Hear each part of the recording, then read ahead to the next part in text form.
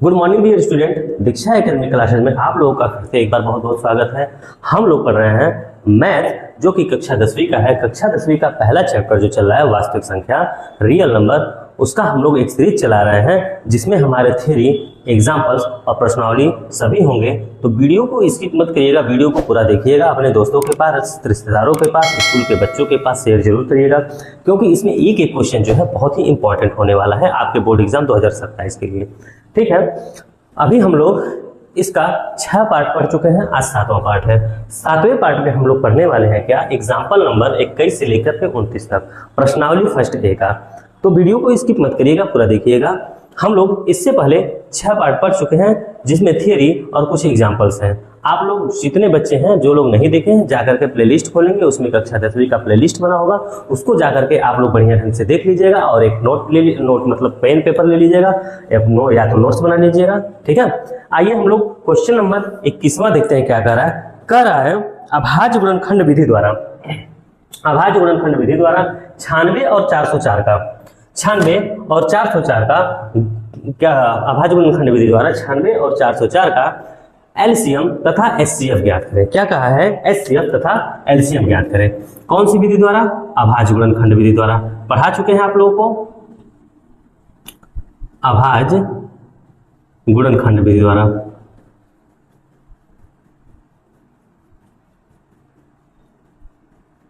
क्या क्या निकालना है इसका बाबू, पहला तो निकालना है इसका एलसीएम और दूसरा निकालना है इसका एचसीएफ। ठीक है, आइए देखते हैं कैसे निकलता है। सबसे पहले हम 96 का, सबसे पहले एचसीएफ निकाल लेते हैं। एचसीएफ निकालेंगे किसका, 96 का और 404 का। अब इसका करना है अभाज्य गुणनखंड। तो देखिए अभाज्य गुणनखंड होता कैसे है, हम पहले क्वेश्चन में डिटेल से बता देते हैं, अगले क्वेश्चन में हम शॉर्ट में चलेंगे। आप लोग गुणनखंड निकाल लीजिएगा।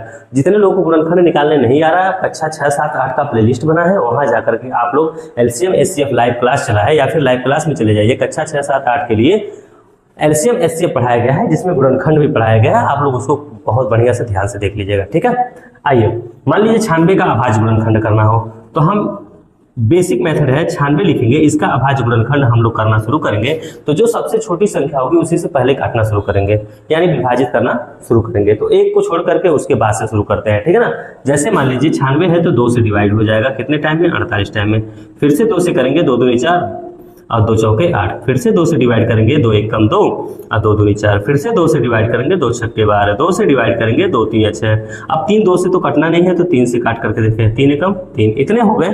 आइए अब एक काम करते हैं, या तो इसको पावर के रूप में लिखना है, हम पहले बता चुके हैं, या तो इसको आप पावर के रूप में लिखने, ठीक है, या तो आप गुणनखंड मेथड से ही लिख लें, मतलब इसी तरह से ही लिख लें।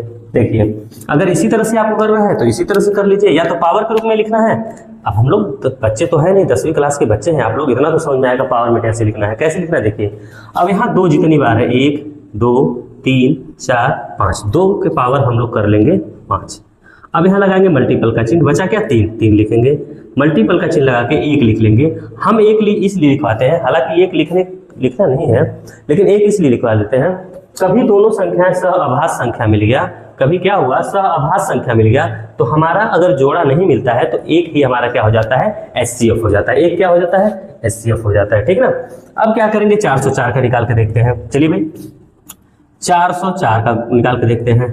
तो 2 से करेंगे तो 2 दूनी 4, 0 2 दूनी 4। 2 से करेंगे फिर 2 1 कम 2, 0 2 1 कम 2। अब 101 जो है वो खुद अभाज्य संख्या है, वो किसी से विभाजित नहीं होगा, या तो 1 से कटेगा या तो अपने आप से कटेगा। तो इसको काट के देखते हैं, 101 से ही काट दिया जाए, 1 आ गया। तो 2 कितनी बार है, 2 बार है, 2 के पावर 2 कर लेंगे, गुणे 101 और गुणे 1। अच्छा आइए अब जोड़ा खोजते हैं। जोड़ा कैसे खोजेंगे देखेंगे। अब देखिए यहाँ पर 2 के पावर 5 है, यहाँ पर 2 के पावर 2 है, दोनों का बेस सेम है, तो हम लोग बेस ही खोजते हैं। आधार खोजेंगे, आधार का जोड़ा खोजेंगे। देखिए 2 है, यहाँ भी 2 है, यानी 2 का पेयर मिल रहा है। तो एचसीएफ में क्या करते हैं, जिसका कम पावर होता है उसी को उतार लेते हैं। तो कम पावर किसका है, 2 के पावर 2, तो लीजिए 2 के पावर 2 को उतार लिया। अब गुणे 3 यहाँ है, 3 इसमें कहीं है, आप कहेंगे सर नहीं है, तो 3 को नहीं लिखेंगे। एचसीएफ में जो मिलता है पेयर में, यानी जोड़ा बनाते समय, उसी को लिखते हैं, बाकी अन्य संख्याओं को नहीं लिखते हैं। एलसीएम में जो जोड़ा बनाते समय मिलता है उसको एक बार लिखते हैं, और जो नहीं मिलेगा उसको भी हम लोग क्या करते हैं, लिखते चलते हैं। ठीक है, आइए अब 3 है इसमें नहीं है, छोड़ दे रहे हैं। 101 है इसमें नहीं, छोड़ दे रहे हैं। एक दोनों में मिल रहा है, चलिए एक उतार लेते हैं। अब देखिए 2 का पावर 2 है, यानी 2 दूनी 4, यहाँ हो जाएगा गुणे 1, यानी इसका फाइनल आंसर HCF जो हो जाएगा हमारा क्या हो जाएगा, 4 हो जाएगा। 4 क्या हो जाएगा, HCF हो जाएगा। ठीक है, जिसको नोट करना है नोट कर ले। आइए अब इसका एलसीएम हम लोग लगा करके देखते हैं गुणनखंड विधि से। HCF इसका 4 आ गया, HCF क्या आ गया, 4 आ गया। अब देखते हैं एलसीएम इनका, इन्हीं का अब एलसीएम निकाल के देखते हैं। एलसीएम निकालेंगे, ठीक है। 96 का गुणनखंड अभी आया था हमारा 2 के पावर 5 गुणे 3 और गुणे 1 आया था, यही आया था, ठीक है। और 404 का आया था 2 के पावर 2 गुणे 101 और गुणे 1 आया था। तो अभी हम बताए हैं एलसीएम निकालते समय अब क्या करेंगे, HCF में जो जब जोड़ा मिलता था उनका पावर जो था पहले कंपेयर करते थे, जिनका पावर कम था HCF में लिखते थे, लेकिन एलसीएम में जस्ट उसका उल्टा होगा, जिनका जोड़ा मिलेगा और जिसका पावर ज़्यादा रहेगा उसे हम लोग लिखेंगे एलसीएम निकालते समय। तो क्या हो गया, 2 के पावर 5 हो गया, ठीक है, गुणे। अब 3 हम यहाँ है, यहाँ खोज रहे हैं, जोड़ा नहीं मिल रहा है, फिर भी हम 3 लिखेंगे। गुणे 101 यहाँ है, यहाँ पर नहीं मिल रहा है, फिर भी हम 101 लिखेंगे। गुणे 1 का जोड़ा मिला तो 1 को एक बार लिख ले रहे हैं, ठीक है। इसको हम लोग अगर खोल रहे हैं, मतलब डिटेल में कर रहे हैं विस्तार में, तो हो जा रहा है 2 दूनी 4 दूनी 8 दूनी 16 दूनी 32, ये हो जाएगा हमारा 32 मल्टीपल 3 गुणे 101 और हमारा फाइनल एलसीएम आंसर आ जाएगा। देखिए गुणा कैसे करना है, देखिए यहाँ 32 दे दिया है, 3 का गुणा 101 में करा लेंगे, 303 हो जाएगा, ठीक है। 32 का टेबल तो लगभग सबको याद होता है, 32 का टेबल लगभग सबको याद होता है, नहीं याद होता देखिए कैसे करना है। 2 का टेबल 3 बार पढ़े, 2 3 6, 1 मिनट, ठीक है। यहाँ लिख रहे हैं 2 3 6 आ गया। फिर से 2 का टेबल 0 में पढ़ेंगे, 0 हो जाएगा। 3 का टेबल 3 में पढ़ेंगे, 9 हो जाएगा। 0 और 9 जोड़ देंगे, 96 हो जाएगा। फिर से 2 का टेबल 3 में पढ़ेंगे, 2 3 6, 3 का 0 में पढ़ेंगे तो 0, 6 और 0 6 हो जाएगा। अब 3 का टेबल फिर से 3 में पढ़ेंगे, 3 3 का 9, 9696 इसका एलसीएम आ गया। एलसीएम क्या आ गया, 9696, ठीक है। ये हमारा एलसीएम फाइनल आंसर हो गया, ठीक है। आगे क्वेश्चन में एक चीज और कहा है, देखेंगे ध्यान से। आगे क्वेश्चन में एक चीज और कहा है, ध्यान से देखेंगे। अब इनको ध्यान देंगे, इनका जो HCF था, HCF जो था वो आया था 4 और LCM जो है वो आया 9696। ध्यान देंगे इस चीज को, 9696 आया है। इस क्वेश्चन में अथवा करके कहा था कि संख्याओं 96 और 404 का HCF 4 हो, 404 का HCF 4 हो तो LCM क्या होगा। तो LCM क्या होगा, आपको हम एक चीज बताए थे, जब भी इस तरह की संख्याएं दे देंगे तो हम इसको पहली संख्या, इसको दूसरी संख्या मान लेंगे। HCF दिया हुआ है, LCM निकालना है, तो फार्मूला आप लोगों को पहले हम बता चुके हैं। क्या बता चुके हैं, देखिए LCM या फिर पहली संख्या गुणे दूसरी संख्या इक्वल टू LCM गुणे HCF, ठीक है। तो अब क्या करेंगे, पहली संख्या की जगह हम लोग लिखेंगे 96 और गुणे दूसरी संख्या की जगह हम लोग लिखेंगे 404 बराबर LCM निकालना है हमको। क्या निकालना है, LCM ही तो निकालना है। और गुणे उसके बाद क्या हो जाएगा, गुणे HCF दिया हुआ है 4। तो जैसे ही अगली संख्या में हम LCM निकालेंगे, LCM निकालना शुरू करेंगे, LCM निकालेंगे तो LCM बराबर हो जाएगा 96 मल्टीपल 404 बटे 4। क्यों हो जाएगा भाई, मैं बता रहा हूँ कहानी। अब यहाँ जब गुणे में आकर के बटे में हो जाएगा तो L बराबर इतना, L को या तो इस साइड लिख लो, इनको उस साइड लिख लो, कोई दिक्कत नहीं है। अब LCM इसका निकलेगा, LCM इनका निकलेगा, क्या निकलेगा देखिए, 4 से इसको काट दे रहे हैं हम, तो हो जाएगा 4 एकम 4 0, 4 एकम 4, ठीक है। तो 96 मल्टीपल 101 हो गया। अब आप गुणा करा लीजिए LCM का, LCM आपका निकल जाएगा 96, ठीक है। कैसे, 96 एकम 96 कुछ है, 9 आया, 96 0, यहाँ 9 लिखेंगे, फिर 96 एकम 96, ठीक है। ये हो गया हमारा एग्जाम्पल नंबर 21। आइए एग्जाम्पल नंबर हम लोग 22 देखते हैं। संख्याओं 4 पावर n पर विचार कीजिए जहां n एक प्राकृतिक संख्या है। n क्या है? एक प्राकृतिक संख्या है। जांच कीजिए कि क्या n का कोई ऐसा मान है जिनके लिए 4 के पावर n अंक शून्य पर समाप्त होता है। ठीक है, चलिए आइए देखते हैं। कहने का मतलब इसका ये है कि यदि हम कोई संख्या दे दें 4 के पावर n, तो क्या यदि हम इसका, और n एक कह दिया है प्राकृतिक संख्या है। कैसा संख्या है? प्राकृतिक संख्या। ध्यान से समझेंगे इस क्वेश्चन को, बहुत ही बेहतरीन है। कैसी संख्या है? प्राकृतिक संख्या है। तो कहा है कि क्या n की जगह कोई संख्या ऐसा हम लिखें, यानी 4 के पावर n की जगह हम कोई संख्या ऐसा लिखें कि अगर हम 4 का गुणनखंड करें, यदि हम 4 का गुणनखंड करें, ठीक है, तो या फिर हाँ 4 का गुणनखंड करें तो उसका अंतिम अंक शून्य आए। देखिए, अगर कहने का मतलब हम n के पावर 1 ले लें, ध्यान समझिएगा इस क्वेश्चन को, अभी हम करवा रहे हैं इसको बढ़िया से। तो अगर हम 4 का गुणनखंड करें, देखिए 4 के पावर 1 ले लिए, यदि हम 4 का गुणनखंड करें तो 2 गुणे 2 हो जाएगा, अब पूरे के पावर 1 हो जाएगा। मेरी बात समझेंगे ध्यान से। तो अगर 2 और 2 का गुणा किए हम लोग तो 4 आया, 4 के पावर 1 है तो 4 एकम 4 आया। अच्छा, अगर n बराबर हम 2 ले ले रहे हैं, ध्यान से समझेंगे, तो 4 के पावर 2 कर लें या फिर 2 गुणे इसका गुणनखंड करके 2 के पावर 2 कर ले, तो क्या 2 दूनी, सॉरी हाँ ठीक है, 2 दूनी 4 आ गया। हमसे ये कहा है इसका जो अंदर का गुणनखंड किया जाएगा उनको गुणा करने पर क्या 0 आ सकता है? तो हम आपको सीधा सीधा आंसर बता दे रहे हैं कि n जो है, n के पावर आप कुछ भी लिख डालिए, कोई भी प्राकृतिक संख्या लिख डालिए, वहां 0 नहीं आ सकता है। क्योंकि जब तक 4 का अभाज्य गुणनखंड करते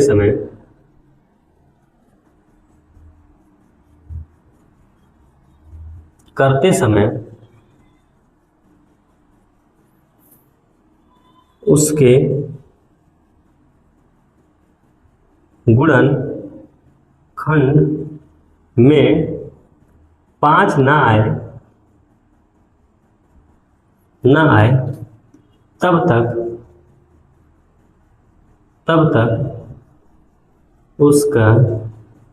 उसके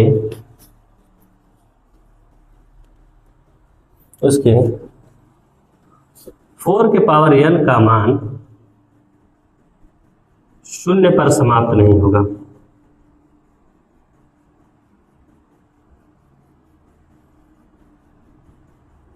ठीक है, नहीं होगा।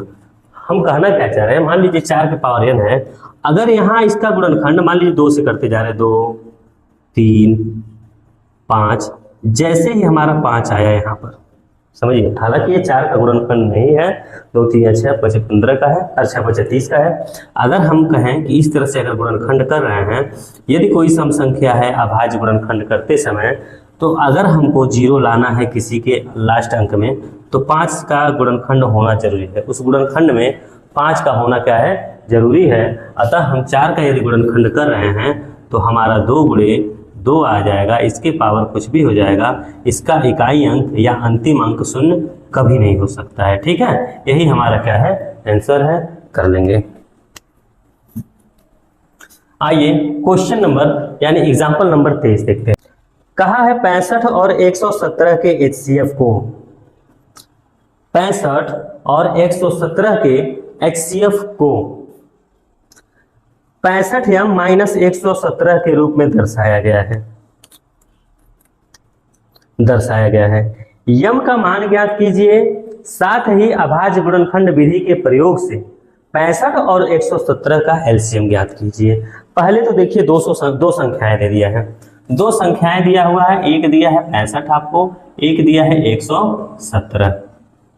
ठीक है, कह रहा है इनका यदि मस, कहने का मतलब इनका जो है मस 65m माइनस 117 के रूप में लिख सकते हैं। यदि इसका HCF हम लोग 65m माइनस 117 के रूप में लिख सकते हैं।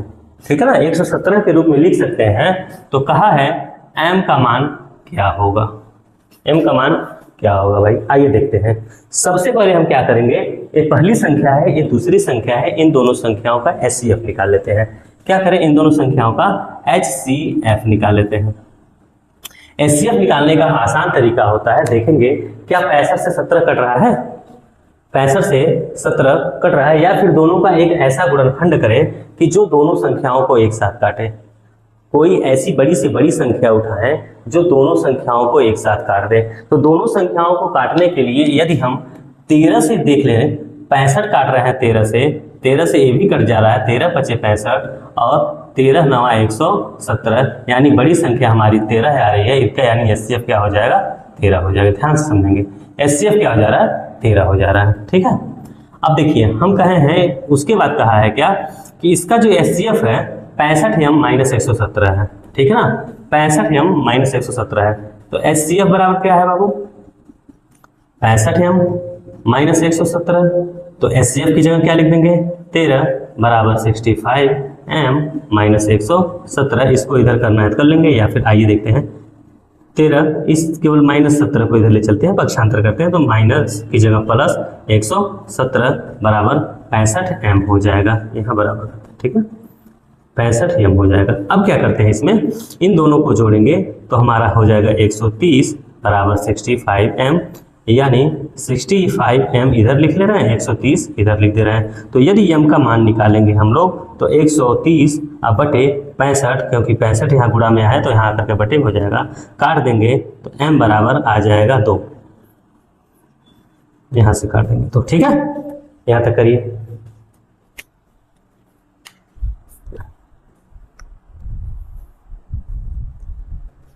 ठीक, अब लेकिन आगे कहा है इन दोनों संख्याओं का एलसीएम गुणनखंड विधि द्वारा निकालें। तो चलिए निकाल लेते हैं ना, एलसीएम भी यहीं कहीं निकाल लेते हैं, गुणनखंड विधि द्वारा एलसीएम निकालते हैं। तो इनका जब हम गुणनखंड किए थे 65 का, जैसे ही 65 का गुणनखंड किए 5 × 13 हो गया। ठीक है, और जैसे ही 117 का हम गुणनखंड किए, 117 का गुणनखंड किए तो 3 त्रिका 9 13 117 हो गया। ठीक है, अब एलसीएम हम लोग निकालते हैं। तो एलसीएम निकालते समय जो जोड़ा में एक बार मिलता है उसको एक बार, जो नहीं मिलता है उसको भी एक बार। तो 5 यहाँ है, 5 यहाँ नहीं ना है, 5 लिख लेंगे। फिर भी यहाँ देखिए 13 है तो 13 एक बार यहाँ पर है। ठीक है, तो आइए पहले छोटी छोटी संख्याओं को लिखते हैं, उसके बाद बड़ी संख्या लिखेंगे। यहाँ 3 है तो ऊपर वाले में 3 नहीं है, फिर भी हम लोग लिख लेंगे 3 को। ठीक है, फिर यहाँ 3 है, ऊपर वाले में 3 नहीं है, फिर भी लिख लेंगे 3 को। 13 यहाँ भी है, यहाँ भी एक जोड़ा मिल रहा है तो 13 को एक बार लिख ले रहे हैं। तो यहाँ आपका हो जाएगा 5 पच्चे 25, अरे 5 तिया 15, 15 तिया 45। देखिए आसान करते हैं, गुणा को थोड़ा सा आसान करते हैं। ठीक है, आसान क्या करना है, 45 × 13 हो गया, और 13 पचे 65 को 5 हासिल 6, 13 चौको 52, 52 6 58, आपका 585 क्या हो गया, एलसीएम हो गया आपका 585 क्या हो गया, एलसीएम हो गया। ये हमारा हो गया आंसर। ठीक है, नोट कर लीजिए थोड़ा सा।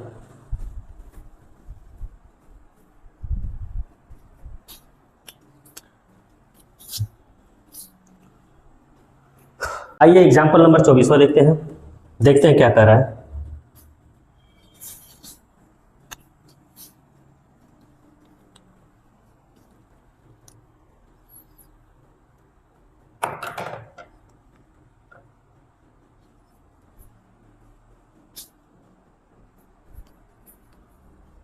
चौबीसवां क्वेश्चन ये रहा, कह रहा है कि निम्नलिखित गुणनखंड वृक्ष को पूर्ण कीजिए, निम्नलिखित गुणनखंड वृक्ष को पूर्ण कीजिए तथा x, y और z के मान ज्ञात कीजिए। ठीक है, तो करना क्या है, देखिए होता क्या है, ऐसे में हम लोग उल्टा साइड से करना शुरू करेंगे, यानी नीचे से। तो सबसे पहले देखिए यहाँ दिया है z, यहाँ दिया है 7, यहाँ दिया है 371। तो कहा गया है यहाँ 371 कब आएगा। ठीक है, तो जैसे ही कहा गया है 371, यदि हम कह दें कि अगर इन दोनों का, ध्यान समझेंगे, 371 यहाँ कब आएगा, यदि हम कह दें इन दोनों का अगर हम गुणा करा दें तो 371 आ जाएगा।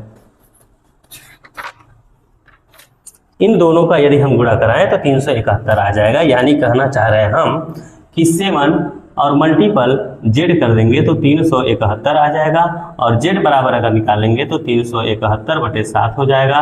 z बराबर निकालेंगे 7 पंजे 35 और 7 त्रिके 30, यानी z का वैल्यू हमारा जो आ गया 53 भर देंगे हम यहाँ पर। ठीक है, क्या भर देंगे, 53 भर देंगे। अच्छा, क्यों इन दोनों का गुणा करा है? क्योंकि इनका जो है ये फैक्टर है, गुणनखंड है, इसीलिए इन दोनों का गुणा करा के इतना लाए, ठीक है। दूसरा पोजीशन y का मान कर रहा है, तो फिर से वही काम करेंगे, y का मान करना है तो 1855 और 3 का गुणा करा देंगे, y का मान निकल जाएगा। यानी 1855 और 3 का गुणा करा देंगे तो y का मान निकल जाएगा। तो y बराबर हो जाएगा 3 पंजे 15, 3 पंजे 15 1 16, 3 अट्ठे 24 1 25, 3 एकम 3 2 5, यानी 5565 हो जाएगा। 5500 क्या हो जाएगा? 65 हो जाएगा। अब पूछा है x का मान, तो x का मान भी सेम वैसे ही निकलेगा कि इन दोनों का गुणा कराएंगे तो x का वैल्यू निकल जाएगा। यानी 5565 में यदि 2 का गुणा करा दे तो x का मान निकल जाएगा। तो x बराबर आपका हो जा रहा है क्या? 2 पंजे 10, 2 छक्के 12 1 13, 2 पंजे 10 1 11, 2 पंजे 10 1 11, यानी 11130 हो जा रहा है। x के वैल्यू को हम यहाँ लिख देते हैं, 11130 हो जा रहा है। ये हम लोगों का x, y और z का मान निकल गया। ये x, ये y और z का मान निकल गया। कर लीजिए नोट।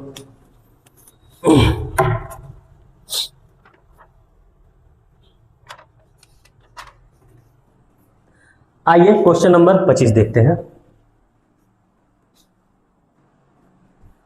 हाँ, देखते हैं। कहा है 2520 और 10,530। 2520 और 10,530 का एलसीएम निकालना है गुणनखंड विधि से। तो करते क्या है, आइए देखते हैं। पहले 2520 का गुणनखंड कर लेते हैं भाई। 2520 का गुणनखंड कर लेते हैं। चलिए करके देखते हैं। तो स्टार्टिंग 2 से करेंगे, 2 से डिवीजन करेंगे। 2 से करेंगे तो 2 1 जा 2, यानी 2 1 2, यहाँ हो जाएगा 2 दूनी 4, बचा 1 12, 2 छक्के 12, यहाँ 0। फिर से 2 से काट के देखते हैं तो 1 तो जाएगा नहीं, 2 अंक साथ में लेंगे, 2 छक्के 12, ये हो जाएगा 2 3 6, यहाँ 0 उतार देंगे। फिर 2 से काटेंगे तो 2 3 6, 2 1 कम 2, बचा 1 10, हो गया 2 पंजे 10, ठीक है। अब 2 से डिवाइड नहीं होगा। 2 से संख्याएं कब डिवाइड होती हैं? संख्याएं 2 से डिवाइड कब होती हैं? जब लास्ट में 0 2 4 6 8 आए संख्या, ठीक है ना। अब 3 से करके देखते हैं। 3 से 5 1 6 3 9, यानी 3 से डिवाइड हो जाएंगे। 3 एकम 3, ठीक है। अब 1 डिवाइड नहीं होगा तो यहाँ 0 बढ़ा लेंगे। अब ये हो गया 15, 3 पंजे 15। फिर से 3 से करते हैं। 1 जाएगा नहीं अकेले, 2 संख्या लेंगे, 3 3 का 9 और बचा 1, 3 पंजे 15। 3 से अब नहीं कटेगा ना, तो 4 से कटेगा, अब कटेगा ये 5 से। तो 5 सते 35 और 7 एकम 7। अब यानी कि 2520 का गुणनखंड हो गया हमारा। 2520 का गुणनखंड हो गया 2 के पावर 3 गुणे 3 के पावर 2 गुणे 5 गुणे 7, ठीक है। ये तो हो गया 2520 का। अब दूसरा गुणनखंड निकाल लेते हैं 10,530 का। 10,530 का निकाल लेते हैं।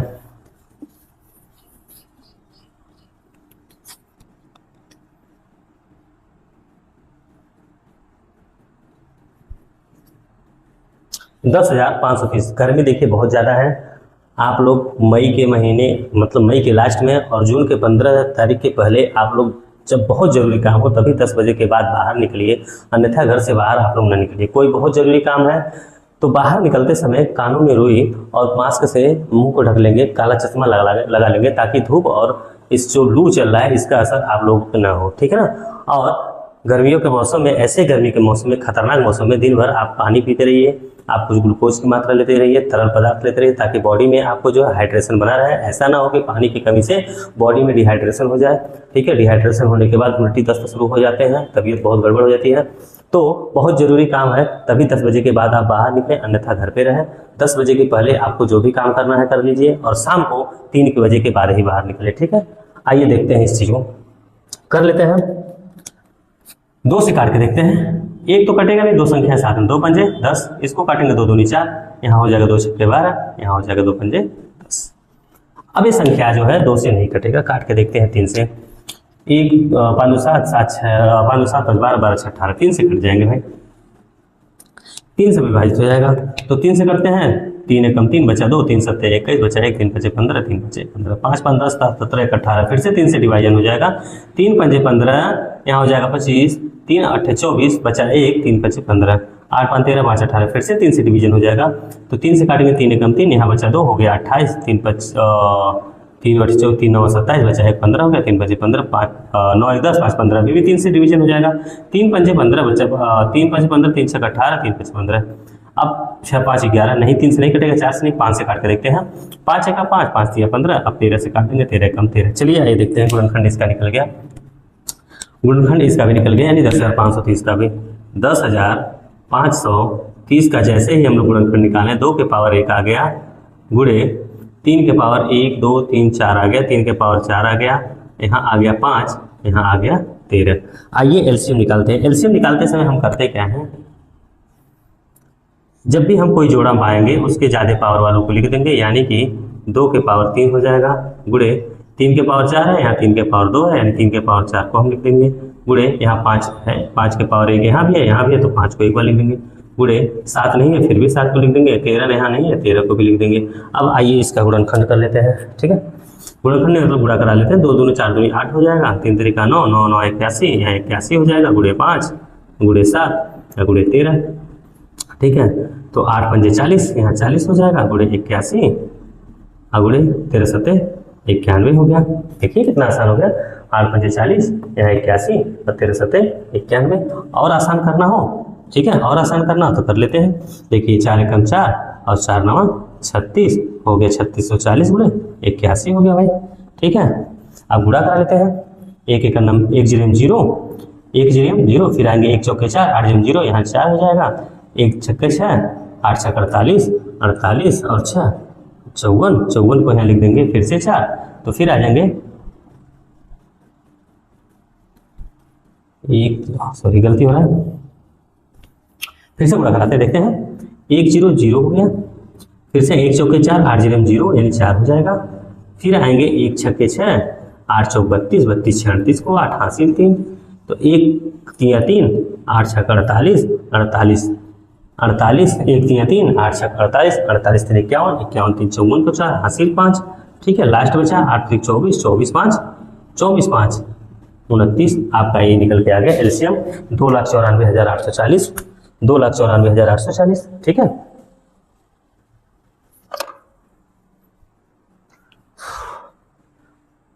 आइए क्वेश्चन नंबर 26 देखते हैं। क्वेश्चन कहा है, एक प्रातःकालीन सैर के समय 3 व्यक्ति एक साथ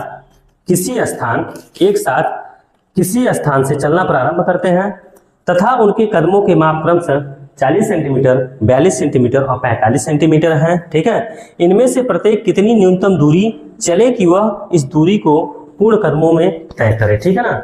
ऐसे क्वेश्चन को जब कम से कम चीज दिया जाए, कम से कम दूरी, कम से कम कोई चीज पूछा जाए, तो हमेशा हम लोग एलसीएम निकालते हैं। कभी कभी टाइम वाला क्वेश्चन आ जाते हैं, घड़ी वाले, कि इतना सेकंड इतना सेकंड इतना सेकंड बाद काम हो रहा है, या कोई घंटियां बज रही हैं कि 45 सेकंड 20 सेकंड 50 सेकंड बाद, तो ऐसे क्वेश्चन का हम लोग हमेशा एलसीएम निकालते हैं। आइए देखते हैं क्या करें। तो 40, 42 और 45 का हम लोग निकाल लेते हैं एलसीएम। एलसीएम अब तक अलग अलग अभाज्य गुणनखंड विधि द्वारा कर रहे थे, अब एक ही साथ कॉमन मल्टीपल कर लेते हैं ना, ठीक है। एक ही साथ कॉमन लेकर के कर ले रहे हैं, जैसे मान लीजिए 40 हो गया, 42 हो गया, 45 हो गया। तो इसको हम लोग अगर करेंगे तो पहले 2 से डिवीजन करके देखते हैं। 2 से करेंगे तो कट जाएगा 20 बार में, एक कट जाएगा 21 बार में, 45 डिवाइड नहीं होगा, 45 को लिख देंगे। फिर से 2 से करते हैं, एक कट जाएगा 10 बार में, ये तो कटना नहीं है, ये भी नहीं कटेगा। फिर से 2 से करके देखते हैं, एक कट जाएगा 5 बार में, 21 नहीं कटेगा, 45 भी नहीं कटेगा 2 से। 3 से काट करके देखते हैं, 5 तो कटेगा नहीं। जो नहीं कटेगा एलसीएम में अलग अलग संख्याएं हैं, जब जो संख्या नहीं कटेगा उसको उतारते चलेंगे, ठीक है। अब ये आ गया 21, 7 बार में कट जाएगा, एक कट जाएगा 3 एकम 3, 3 5 15 15, ठीक है।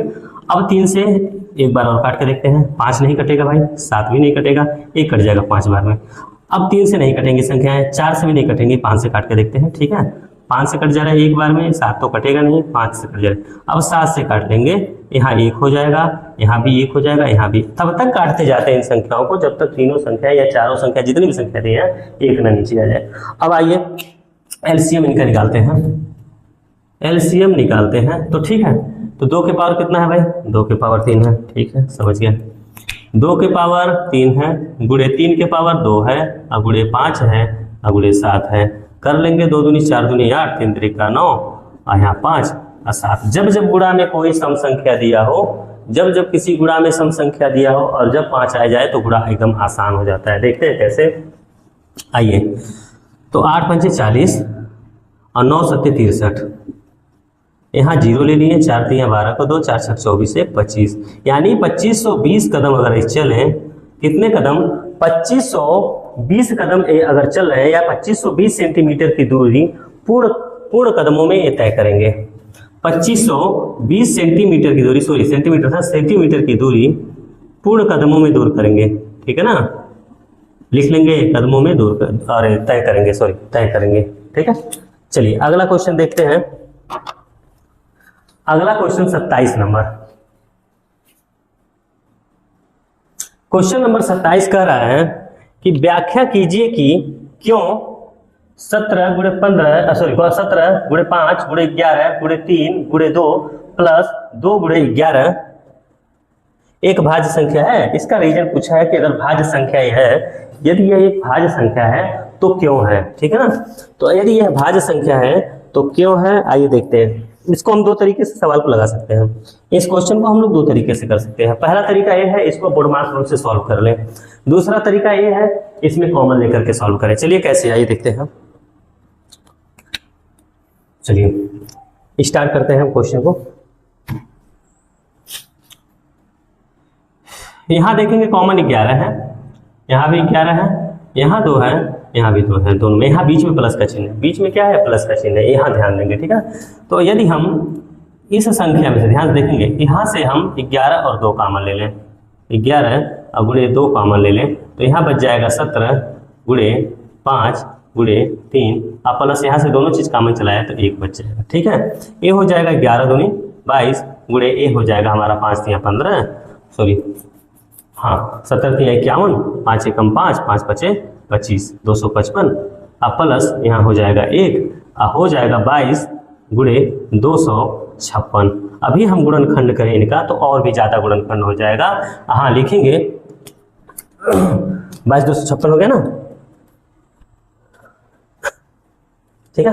22 गुणे 256 हो गया। अगर हम इसको लिखना चाहें तो लिख सकते हैं 2 गुणे 11 गुणे यहाँ 2 गुणे 2 कम 2 4 2 16 256।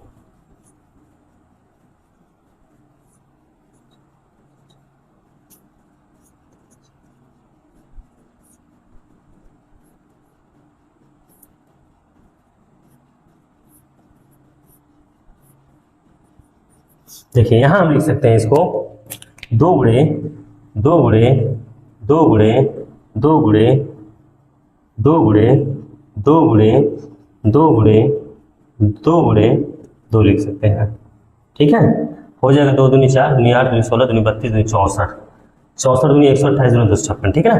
अब हम आपको कहना ये चाह रहे हैं या फिर बताना ये चाह रहे हैं कि ये भाज्य संख्या क्यों है, ये पूछा गया ना।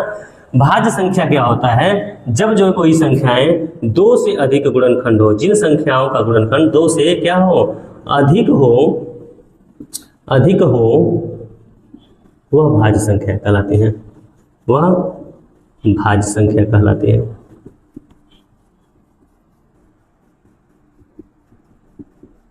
ध्यान रखेंगे, जिन संख्याओं का, यहां लिख लेंगे, जिन संख्याओं का, अरे यार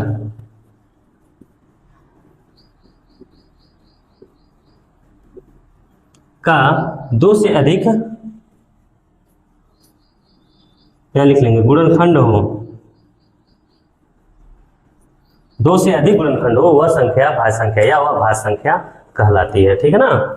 यानी यह क्या है, एक भाज्य संख्या। ये जो संख्याएं दी थी यह क्या है, एक भाज्य संख्या है, ठीक है। चलो आगे बढ़ते हैं, क्वेश्चन नंबर 28 देखेंगे। 28 नंबर कह रहा है 867 और 200, सॉरी यहाँ 55 दिया हुआ है, 255 का एचसीएफ याद कीजिए। 867 और 255 के एचसीएफ याद कीजिए। इस क्वेश्चन को हम नहीं लगाएंगे, ये क्वेश्चन आप लोगों के लिए एचडब्ल्यू रहेगा, ठीक है। जितने भी इस टाइप के क्वेश्चन आपको हम देंगे वो सब के सब क्या होंगे, एचडब्ल्यू होंगे। आइए क्वेश्चन नंबर 29 देखते हैं, 29। आइए 29 में 2 क्वेश्चन दिए हुए हैं, 29 में फर्स्ट और सेकंड करके क्वेश्चन दिया है। 29 में 2 क्वेश्चंस दिए गए हैं, फर्स्ट और सेकंड करके। सबसे पहली बात, 29 का फर्स्ट क्वेश्चन क्या कह रहा है, ध्यान से देखेंगे। इस वाले क्वेश्चन को भी हम सॉल्व नहीं कराएंगे, क्योंकि इस तरह का क्वेश्चन लगभग 4 सॉल्व करा चुके हैं, पीछे आप लोग जा करके देख सकते हैं। देखिए क्या कह रहा है 29 में, फर्स्ट में दिया गया है कि यदि 2 संख्या है 255 और 867 है, जिनका HCF 51 है, 51 दे दिया है ना, तो उसका एलसीएम ज्ञात करना है। तो फार्मूला वही लगेगा, पहली संख्या गुणे दूसरी संख्या बराबर एलसीएम गुणे HCF। उसी पर आप लोग ये सॉल्व कर लेना। 29 का सेकंड नंबर क्वेश्चन देखते हैं, चलिए। कहा है 29 का सेकंड नंबर क्वेश्चन, 29 का सेकंड नंबर क्वेश्चन ये कहा है 960 और 240 का एलसीएम निकालिए। ये भी क्वेश्चन आप लोगों के लिए HW है। आप लोगों के लिए 3 क्वेश्चन हम HW दे दिए हैं। क्वेश्चन नंबर 28, क्वेश्चन नंबर 29 का पहला और दूसरा, इतने क्वेश्चन जो हैं आप लोगों के लिए HW है। इनका जो है आंसर जो है आप लोग कमेंट बॉक्स में जरूर दीजिए, चैनल को सब्सक्राइब कर लीजिए, वीडियो को शेयर कर दीजिए और लाइक करना ना भूलें, ठीक है। आज के वीडियो का सेशन यही खत्म हो रहा है। कल से हम लोग प्रश्नावली फर्स्ट ए करना शुरू करेंगे, ठीक है। वीडियो में बने रहने के लिए आप लोगों का बहुत बहुत धन्यवाद। आगे आप लोग इसी तरह से पढ़ाई करते रहिए, वीडियो को खूब सारा प्यार दीजिए, वीडियो में कमेंट्स जरूर किया करिए जो क्वेश्चन दिया है। सब्सक्राइब चैनल को जरूर कर लीजिएगा, वीडियो को लाइक करिएगा या न करिएगा, लेकिन शेयर जरूर कर दीजिएगा। वीडियो में बने रहने के लिए बहुत बहुत धन्यवाद।